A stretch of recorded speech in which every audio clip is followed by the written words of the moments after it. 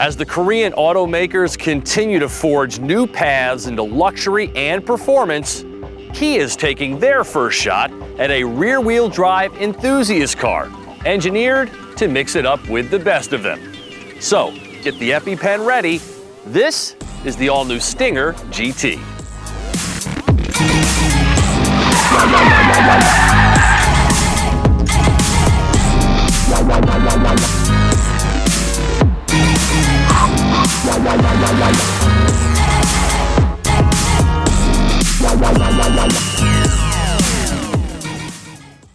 With the exception of a pickup truck, Kia is a full-line automaker, offering a broad range of vehicles ranging from economical to extravagant. But the addition of the Stinger now makes them a player in the performance arena as well. A grand touring car, if you will, that aims to be nimble and fast, while also being luxurious and quiet. These types are designed for spirited long-distance driving, with enough room to handle up to 5 and their gear.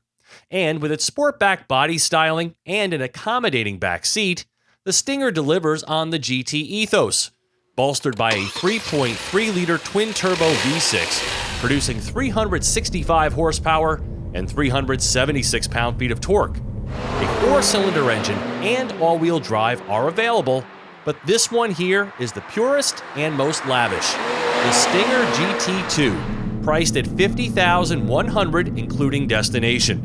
A base model starts at about $17,000 less.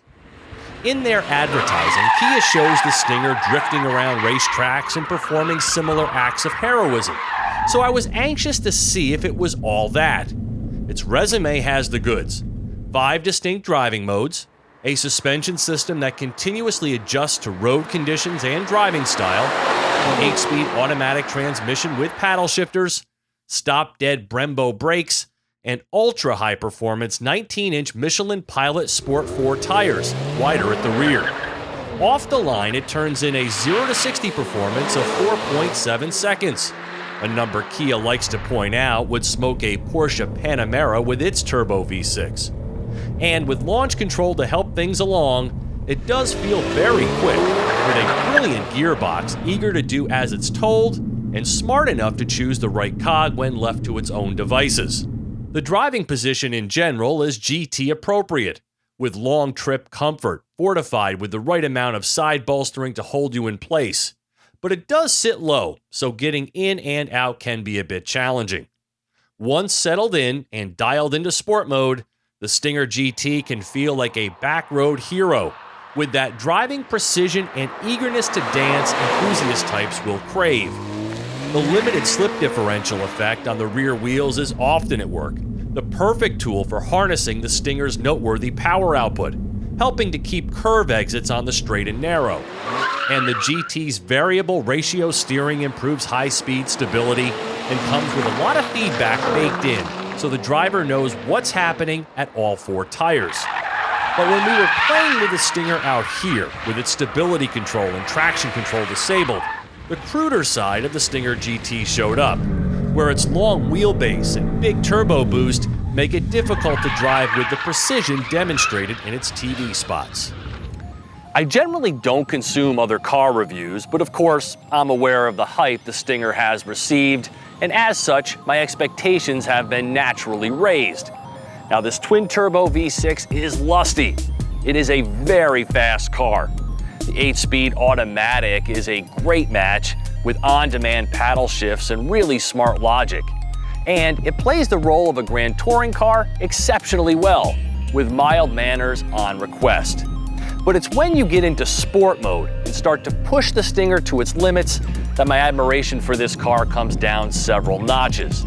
It can be very difficult to control, and with all of the electronic nannies turned off, it takes a very light right foot to keep from losing the back end. And then, on public roads, the car has a surprising penchant for understeer, which can quickly manifest into white-knuckle oversteer. So unfortunately, finding just that right balance has proven to be elusive. At about 70% or so, the Stinger GT feels like the real deal. Beyond that, I could see this car being ripe for some cringeworthy YouTube videos. Perhaps all-wheel drive is the better way to go here. Just food for thought. Gas mileage checks in at 21 mpg on recommended premium. When you're taking it easy, the cabin is a little louder than I'd prefer, but not from the pleasing sounds of engine or exhaust. The Stinger GT doesn't produce much of those, but more from tire noise. Still, in eco and comfort, this is a soft-riding, easily manageable daily cruiser. I only wish the driving modes would default to Smart on startup and not Comfort, a bit odd. We all know Kia's technology side is solid, and this touchscreen makes life easy and packs in all of the latest goodies. I'm just surprised the 15-speaker Harman Kardon audio system with its seat-mounted subwoofers and all of its music restoration tricks didn't blow me away. Perhaps the high level of ambient noise dinged my experience. A new first for Kia is the driver attention warning system that can detect a drowsy driver and warn them to pull over. I love the head-up display too. In general, the soft, leather-trimmed cabin mostly feels the part of a $50,000 car, is stocked with lots of accoutrements, and is spacious and versatile. Looking sharp and high chroma red, the Stinger GT isn't the laser-focused drive I had envisioned, but a credible foray for Kia nonetheless. For TestDriveNow.com, I'm Steve Hammis.